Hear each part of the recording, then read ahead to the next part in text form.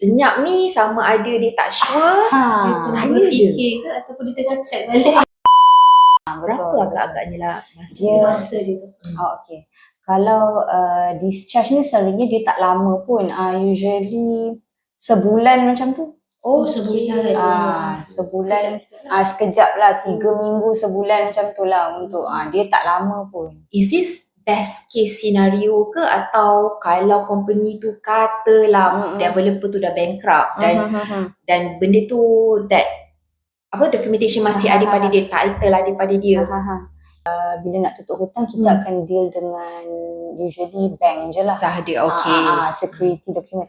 Dia involve yang kalau geran-geran hilang ni selalunya bila contoh yang tak ada title,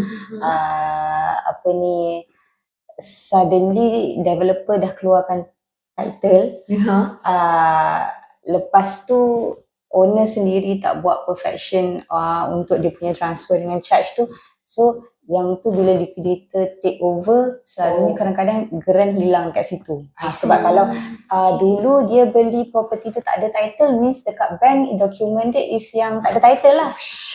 Maksud dia akan kena tutup guna receipt reassignment tu. So bank memang tak pegang title, kecuali kalau contoh dia buat perfection tadi. Dia buat perfection of transfer dengan charge. Charge tu dah masukkan gadaian nama bank owner tu, title original yang dah register tu kena dipulangkan balik kat bank. Sebab bank nak kena pegang security sebab dia still tak habis bayar hutang lagi. Macam tu. So yang tu dah perfection punya situation lah. Okay. Yang tu lain. Sebab tu lain. Penting untuk kita tanya, nak jual ni boleh tak kita tahu title? Nanti orang macam title. Ada setengah orang yang title. Jadi itulah yang kita kena minta macam-macam. Okay, dia tak sure title. Mungkin kita berfikir mungkin dia tak sure title ni kat mana. Sebab setengah pun dia macam tak tahu macam title tu macam mana dia.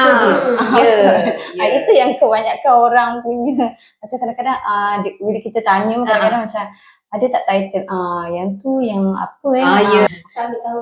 Sebab tu macam kita orang tanya pun macam tiba-tiba senyap. Senyap ni sama ada dia tak sure, Dia tengah berfikir ke ataupun dia tengah check balik tanya je. Sebab that is not the first case yang kita hadapi. Orang tak sure kat mana. It's okay to ask.